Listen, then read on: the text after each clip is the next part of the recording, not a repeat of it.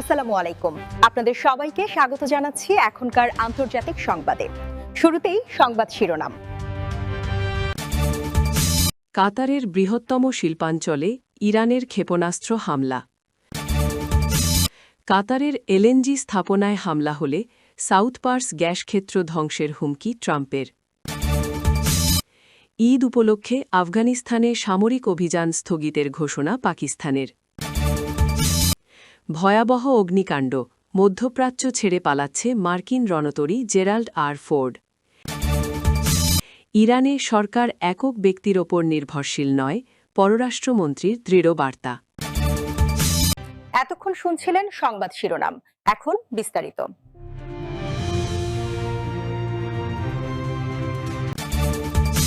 মধ্যপ্রাচ্যের উত্তেজনাপূর্ণ পরিস্থিতির মধ্যে কাতারের অন্যতম বৃহৎ শিল্পাঞ্চল রাস লাফফানে ইরানের হামলার ঘটনা ঘটেছে।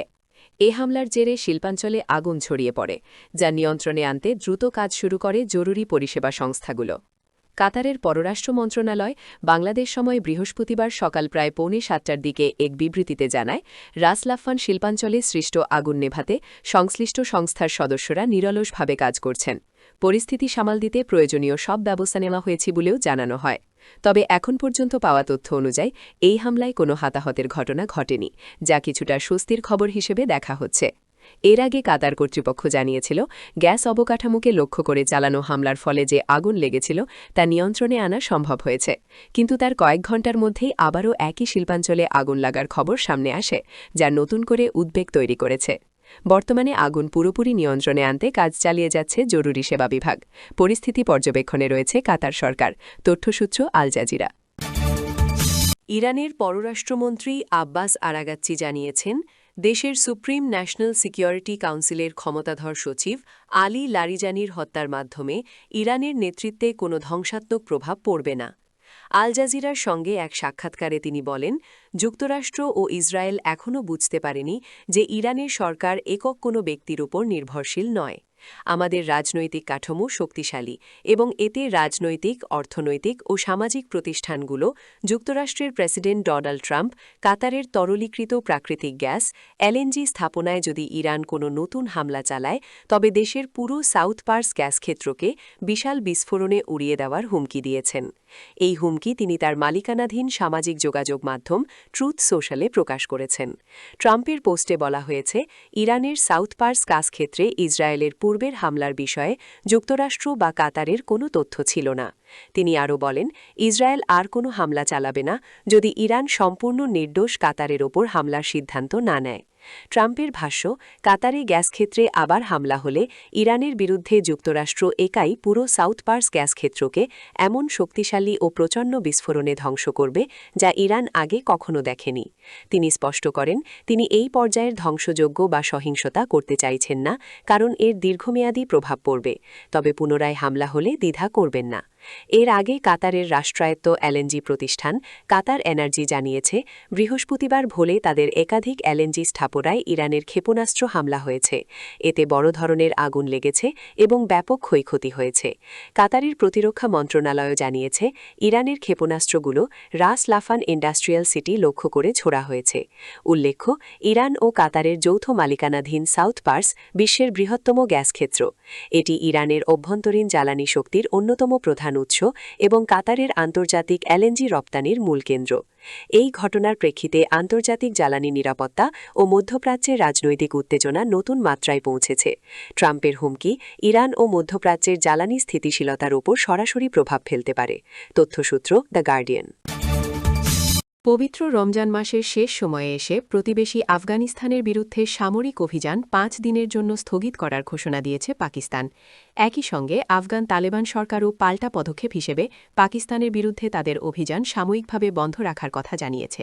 বুধবার দিবাগত রাত 12টা থেকে শুরু হয়ে আগামী সোমবার রাত 12টা পর্যন্ত এই যুদ্ধবিরতি কার্যকর থাকবে বলে জানিয়েছেন পাকিস্তানের তথ্যমন্ত্রী আতাউল্লাহ তারার।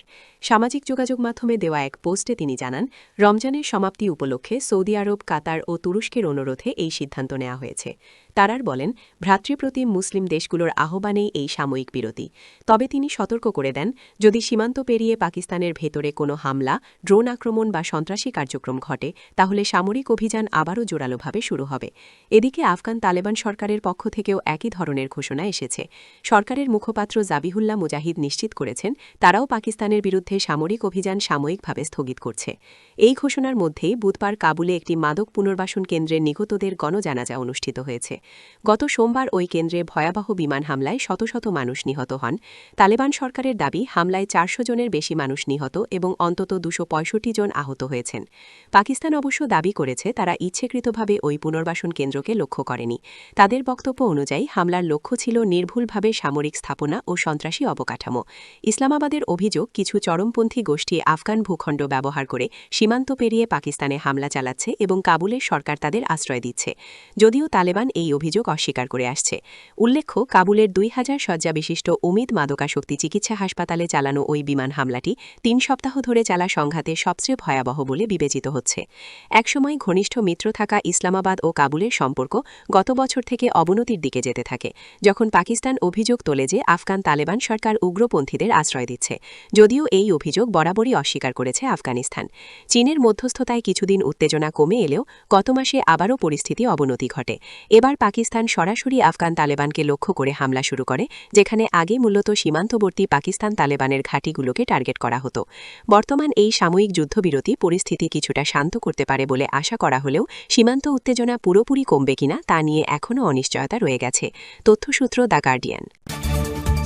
মধ্যপ্রাচ্যে ইরান ও যুক্তরাষ্ট্রের মধ্যে চলমান উত্তেজনার মাঝেই এক চাঞ্চল্যকর খবর সামনে এসেছে। বিশ্বের অন্যতম ব্যয়বহুল এবং শক্তিশালী মার্কিন বিমানবাহী রণতরী ইউএসএস জেরাল্ড আর ফোর্ড লোহিত সাগরের রণক্ষেত্র ছেড়ে গ্রিসের সুদা বের দিকে রওনা হয়েছে বলে জানা গেছে। ব্লুমবার্গের এক প্রতিবেদনে দাবি করা হয়েছে, রণতরীটির লন্ড্রি এরিয়া বা ধোপাশালায় ভয়াবহ অগ্নিকাণ্ডের ঘটনার পর এই সিদ্ধান্ত নেওয়া হয়েছে। প্রতিবেদন অনুযায়ী অগ্নিকাণ্ডের ফলে অন্তত ২ জন নৌসেনা আহত হয়েছেন, যদিও তাদের আঘাত প্রাণঘাতী নয় বলে জানানো হয়েছে।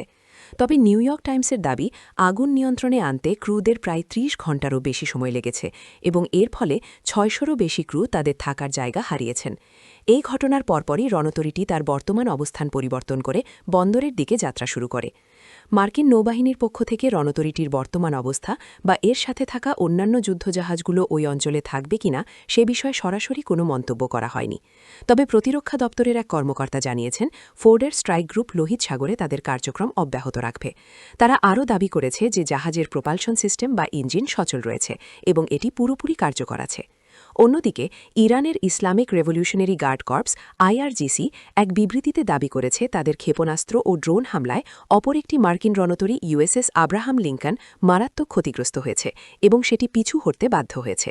যদিও ওয়াশিংটন এই দাবিকে নাকচ করে দিয়ে কিছু ছবি প্রকাশ করেছে, যেখানে রণতরীটিকে লোহিত সাগরে স্বাভাবিক অবস্থায় দেখা যাচ্ছে। উল্লেখ্য, ১ লাখ টন ওজনের পারমাণবিক শক্তিচালিত ইউএসএস জেরাল্ড আর ফোর্ড বর্তমানে বিশ্বের সবচেয়ে ব্যয়বহুল যুদ্ধজাহাজ। এতে ৪,০০০-এরও বেশি ক্রু এবং কয়েক ডজন যুদ্ধবিমান ও হেলিকপ্টার রয়েছে। মধ্যপ্রাচ্যে ইরানের বিরুদ্ধে শক্তি প্রদর্শনের অংশ হিসেবে যুক্তরাষ্ট্র এই বিশাল রণতরীটি মোতায়েন করেছিল। বর্তমানে লোহিত সাগর ও ওমান সাগরে দুই দেশের সামরিক বাহিনীর মধ্যে মুখোমুখি অবস্থান এবং ড্রোন ক্ষেপণাস্ত্র হামলার ঘটনায় পুরো অঞ্চলের নিরাপত্তা ব্যবস্থা চরম ঝুঁকির মুখে রয়েছে। ইরানের পররাষ্ট্রপতি আব্বাস আরাঘাচি জানিয়েছেন, দেশের সুপ্রিম ন্যাশনাল সিকিউরিটি কাউন্সিলের ক্ষমতাধর সচিব আলী লারিজানির হত্যার মাধ্যমে ইরানের নেতৃত্বে কোনো ধ্বংসাত্মক প্রভাব পড়বে না। আল জাজিরার সঙ্গে এক সাক্ষাৎকারে তিনি বলেন, যুক্তরাষ্ট্র ও ইসরায়েল এখনও বুঝতে পারেনি যে ইরানের সরকার একক কোনো ব্যক্তির উপর নির্ভরশীল নয়। আমাদের রাজনৈতিক কাঠামো শক্তিশালী এবং এতে রাজনৈতিক, অর্থনৈতিক ও সামাজিক প্রতিষ্ঠানগুলো স্থাপন রয়েছে। একজন ব্যক্তির অনুপস্থিতি এই কাঠামোর উপর কোনো ধ্বংসাত্মক প্রভাব ফেলবে না।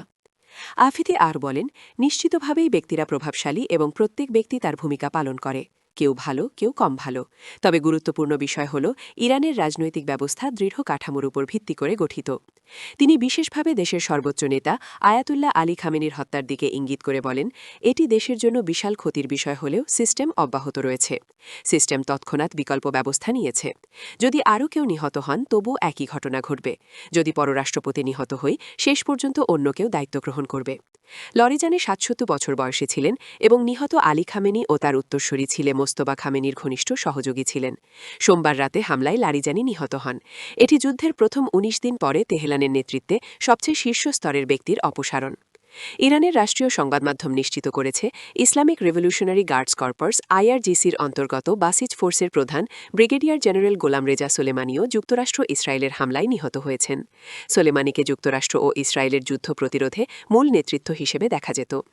আল জাজিরার সিনিয়র রাজনৈতিক বিশ্লেষক মারওয়ান বিশারা বলেন, ইসরায়েল দীর্ঘদিন ধরে রাজনৈতিক প্রতিদ্বন্দ্বীদের হত্যা করেছে।